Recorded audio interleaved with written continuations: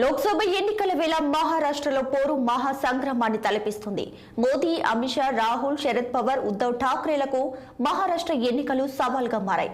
శివసేన, ఎన్సీపీలను నిలువున చీల్చిన బీజేపీకి తగిన బుద్ధి చెప్పాలని ప్రతీకారంతో శరద్ పవార్, ఉద్దవ్ ఠాక్రేలు ఉండగా ఎలాగైనా మహారాష్ట్రను పట్టు జారకుండా చూసుకోవాలని బీజేపీ భావిస్తుంది.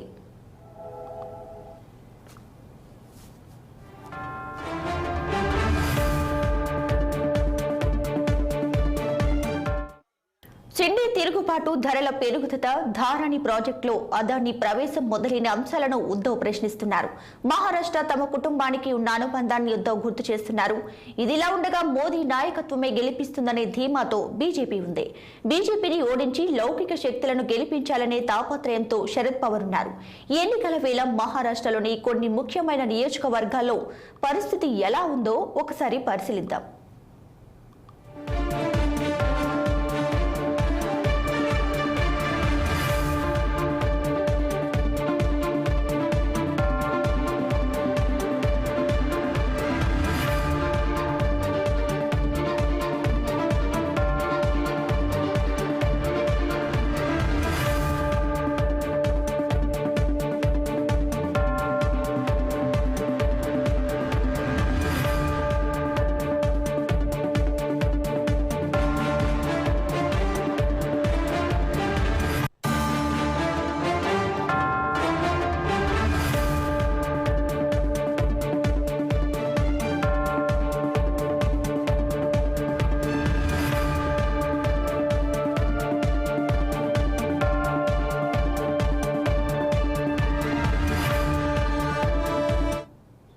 ముంబైకి ఉత్తరాన ధూలె నియోజకవర్గం ఉంది. ఈ నియోజకవర్గంలో గిరిజనుల ప్రాబల్యం ఉంటుంది. 1996 దాకా కాంగ్రెస్ ఆధిపత్యం ఉన్న ఈ నియోజకవర్గంలో ఆ తర్వాత కాంగ్రెస్, బీజేపీలు గెలుస్తూ వస్తున్నాయి. ఇక్కడ ఇప్పుడు ద్విముఖ పోటీ ఉంది. కాంగ్రెస్ నుంచి శోభా దినేష్ పోటీ చేస్తుండగా బీజేపీ తరపున సుభాష్ రామ్దేవ్ పోటీ చేస్తున్నారు. ఇక మరో నియోజకవర్గం డిండోరి, గుజరాత్ సరిహద్దుల్లో ఉన్న నియోజకవర్గం. 2014-19లో బీజేపీ అభ్యర్థి ఇక్కడ విజయాన్ని సాధించారు. ఈసారి బీజేపీ తరపున sitting MP Bharati Praveen Kumar, NCP Sharad Chandra Pawar తరపున భాస్కర్ మురళీధర్ బగారే పోటీ చేస్తున్నారు.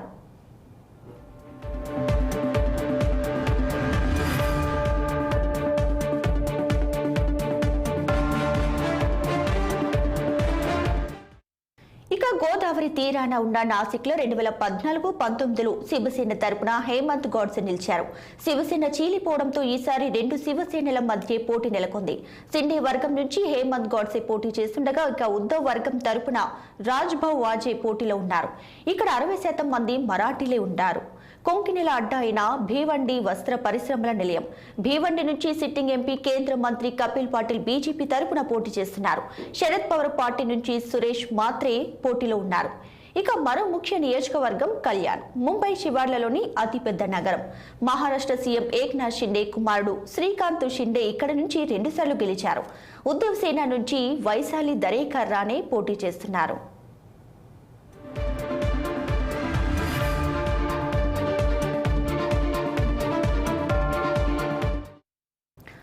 మహారాష్ట్రలో మరో ముఖ్య నియోజకవర్గం ఠానే, కెమికల్ ఇంజనీరింగ్ వస్త్ర పరిశ్రమలు ఉన్న ప్రాంతం.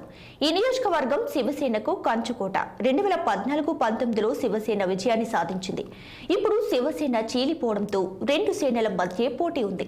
ఉద్దవ్ వర్గం నుంచి ఎంపీ రాజన్ విఖారే పోటీ చేస్తున్నారు. షిండే వర్గం నుంచి నరేష్ గణపత్ మాస్కే పోటీ చేస్తున్నారు.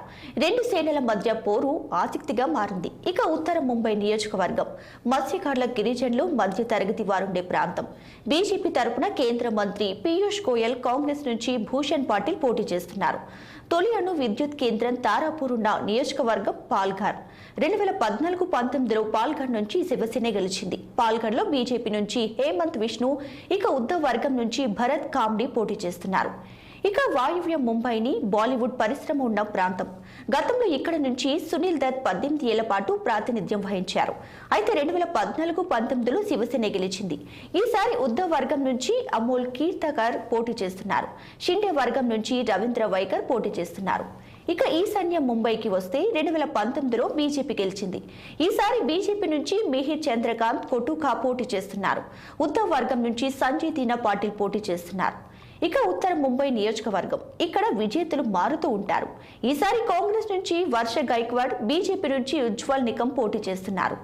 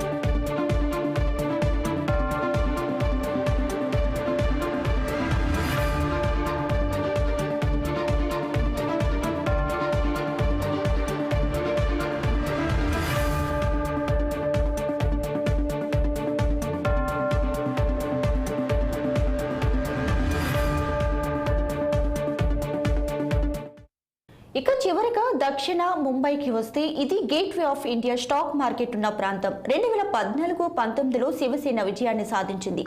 ఈసారి ఉద్దవ్ సేన నుంచి యామిని జాదవ్, షిండే వర్గం నుంచి అరవింద్ సావంత్ పోటీ చేస్తున్నారు. అటు బీజేపీ, ఇటు ఉద్దవ్ ఠాక్రే, శరద్ పవార్లకు ప్రతిష్టాత్మకంగా మారిన మహారాష్ట్ర ఎన్నికల పోరు ఒక మహా సంగ్రమని తలపిస్తుంది.